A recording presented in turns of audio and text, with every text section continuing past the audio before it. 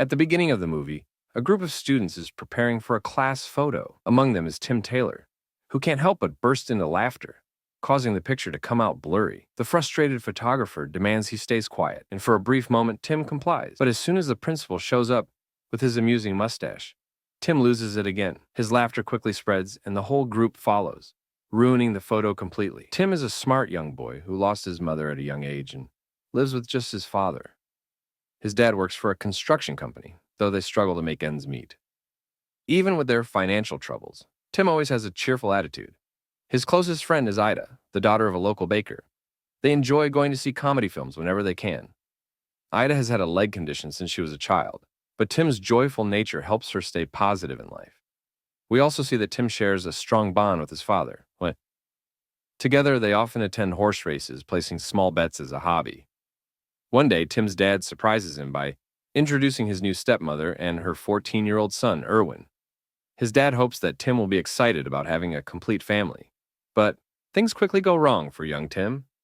Erwin makes fun of him and even breaks a precious gift from Tim's late mother. Although Erwin is clearly in the wrong, the stepmother defends him and shockingly forces Tim to apologize. The next day, Ida notices a bruise on Tim's face, but he brushes it off, saying it was just an accident at home. Later, they go to watch another film, and as always, Tim laughs at every funny moment. His laughter is contagious, and soon the whole theater is laughing along with him. This shows how Tim's happiness affects everyone around him. The following day, Tim and his dad are at the racetrack, and they manage to win a bet. They happily collect their winnings, but on their way back, Dad accidentally bumps into a strange man wearing dark sunglasses. Tim is overjoyed to be with his father, unaware that this will be the last time he sees him.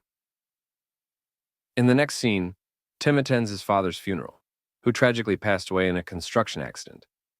Despite the sad event, Tim's new stepmother seems indifferent and doesn't even bother to arrange a proper tombstone for him. After another heated argument with his greedy stepmother, Tim storms out of the funeral and heads to the racetrack, the place his father loved most. While there, he finds a coin, and just as he bends to pick it up, the same strange man from earlier appears beside him. The man introduces himself as a friend of Tim's father and offers him a pre-filled slot. He also suggests that Tim place a bet on his father's favorite horse, Westwind. After an intense race, Westwind comes out on top, and Tim wins a large sum of money from his bet. As he collects the winnings, emotions overwhelm him, and he resolves to buy his father a proper tombstone. However, before he can do so, two con men approach him and steal all of his money using a simple magic trick. Tim only realizes he's been swindled when Baron Luffett, the odd man from before, informs him of the theft. Baron gives him 5 more nickels and tells him to return to the racetrack the next day. The following morning, just as Tim is about to leave home, his stepmother demands that he pick up some cakes for her. At first, Tim refuses, saying he'll be late. But when his stepmother threatens to throw him out, he reluctantly agrees. He heads to Ida's bakery, where he's reminded of the money he owes them. With a grin, he jokes that he'll rob the senator to repay his debt. Later, Tim arrives at the racetrack and waits for Baron. When Baron doesn't show up, Tim falls asleep on a nearby bench. As soon as he drifts off, the same 2 thieves from earlier sneak in and steal his last coin. When they're gone, Baron finally appears and asks if Tim is ready. Tim frantically searches his pockets, but realizes the coin is missing. Panicked, he tells Baron that he has no money left to place any bets. Seeing his distress, Baron presents him with a contract, promising to help him win every bet he makes. Naively, Tim doesn't bother to read the contract's details and quickly signs it. But as soon as the ink dries, his joyful demeanor vanishes. This suggests that Tim has unknowingly traded his laughter to Baron. Later, Baron returns to his office with a broad smile, astonishing his colleague. It turns out that the 2 thieves who tricked Tim are actually his employees, who helped secure the deal. Baron then magically shrinks them into mice and orders them to spy on Tim. Meanwhile, Tim settles his debt at the bakery and takes Ida to see a movie.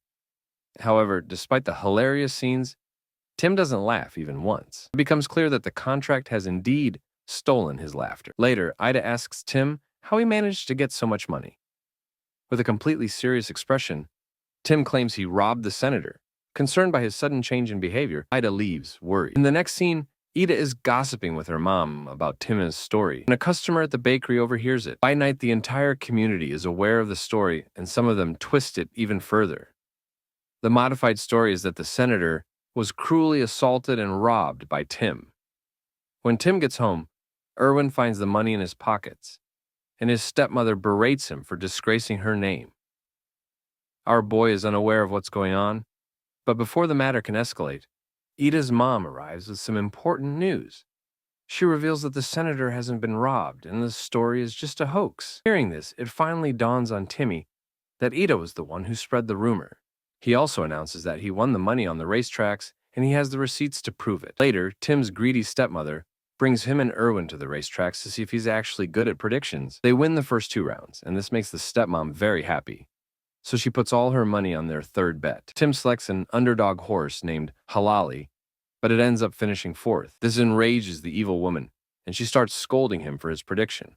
But in a surprising turn of events, the announcer declares that the first 3 horses have been disqualified, making Halali the winner. His stepmother jumps with pleasure and goes to collect her winnings, while Tim wanders outside a nearby hotel. Shortly after, he meets with an elderly hotel employee named Kreshimir, and the two engage in conversation. Tim asks if he can work while staying at the hotel, but Kreshimir says that that won't be possible.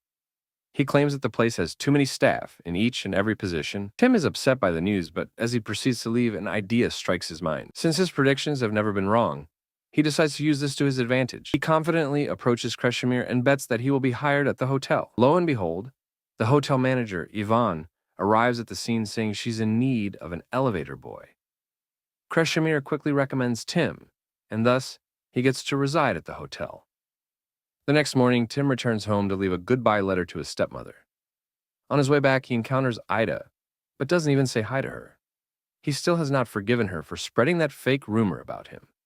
Unfortunately, this hurts the little girl, and she arrives home crying. When she enters her room, she is taken aback to see Baron there, while her mother lies unconscious. The cunning man then tries to manipulate her by saying that Tim just wants to play with her. Ida doesn't know whom to believe, so he offers her a proposal. As the days pass, Tim continues winning large sums of money from betting. After he pays off everyone's debts and gives his dad a proper burial, he decides to get his laughter back. But unfortunately, when he goes to the racetrack to find Baron, he is not permitted to enter. Turns out Tim has won so much that the authorities have decided to ban him for the time being. Upon returning to the hotel, he learns that the cleaning lady is trapped with mice and is preparing to kill them. They are the same thugs sent by Baron to keep an eye on him. Tim feels bad for the tiny creatures, so he cleverly takes them from the cleaning lady and releases them. This act of kindness moves the thugs, and they decide to never bother him again. Later, as Tim sits alone in desperation, he starts going through his contract. He eventually learns that he will only regain his laughter if he loses a bet. After that, he encounters Kreshimir, who reveals that his longtime crush is none other than the hotel manager, Ivan. Determined to get his laughter back, Tim bets with Kreshimir that Baron will show up at their hotel the next day. Just as expected, the man arrives there the very next morning. When Tim demands his laughter back, Baron simply laughs it off. He then reveals his eyes, which Tim finds familiar. In the next scene, Tim goes to the bakery, where he comes across Ida. He is shocked to find Baron's eyes on her, which means that they exchange them. He asks why she agreed to the deal, but she doesn't respond. Tim then takes matters into his own hands and makes a bet that Baron will have to return her eyes. As soon as Ida accepts the bet, she gets her eyes back. Elsewhere, Baron is making a speech when he suddenly starts having problems with his vision. He gets his old eyes back, and this forces him to leave the place in a rush. On the other hand, Tim reveals to Kreshimir the conditions of his contract. Turns out Baron gave him the ability to win every bet in exchange for his laughter. Hearing this, Kreshimir feels sad for the boy, so he vows to help him get his laughter back. The two then brainstorm ideas on how to tackle the situation, as they are lost in their thoughts. Kreshimir suddenly challenges Tim to a bet. Can he become the richest man in the world? Tim knows that this is impossible, so he says yes without any hesitation. But the next second, a group of men barge inside the hotel and take him away. They claim that he is the heir of the world's richest man, who recently committed the unthinkable. Tim is then escorted to a mansion, where he meets the twin of the deceased man. It is none other than the Baron himself. Later, the two have a private conversation, where Baron claims that he is in charge of all the bad deeds happening around the world. He also reveals that anytime Tim wins a bet, he loses a part of his soul. When Tim's greedy stepmother learns about his fortune, she quickly approaches him and asks him for a loan. By this time, Tim has become cold-hearted and barely shows any emotion. When the stepmom keeps asking for money, he angrily throws her out of the mansion. Later, a lonely Tim desires to meet his best friend Ida, but Baron warns him that his new life can put her in danger. So in order to protect her, he must never see her again. Elsewhere, Ida reads from a newspaper that Tim is organizing a charity racing cup. Realizing that something is wrong, she rushes to the mansion and finally meets him.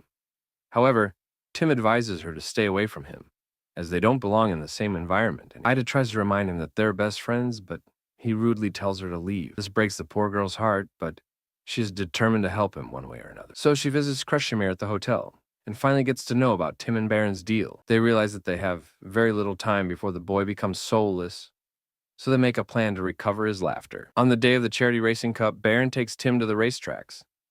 Ida and Kreshimir are secretly following them, but they are caught by the two thugs. Just when it seems like they're in trouble, the thugs surprisingly change their stance. They allow the two to proceed and even decide to help them in their quest to get Tim's laughter back. Later, the thugs make up an excuse and take Tim downstairs to his friends.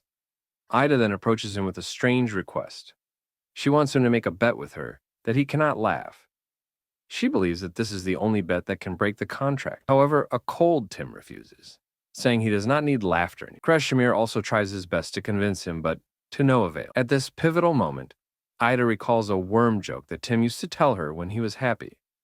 She says it out loud, and to her surprise, Tim finally smirks after a long time. This helps him regain a part of his soul, and he recognizes his best friend as well. Seeing the change in his behavior, Ida asks him to bet that he will not laugh. Suddenly, Baron also shows up and asks Tim to come with him. This puts the boy in a tough spot, but he eventually chooses Ida's bet. In the aftermath, Tim finally regains his laughter. He is now the charming and fun-loving kid he once was. As for the Baron, he has lost most of his powers, which has rendered him very weak. The movie ends as he reverts the two thugs into mice as punishment.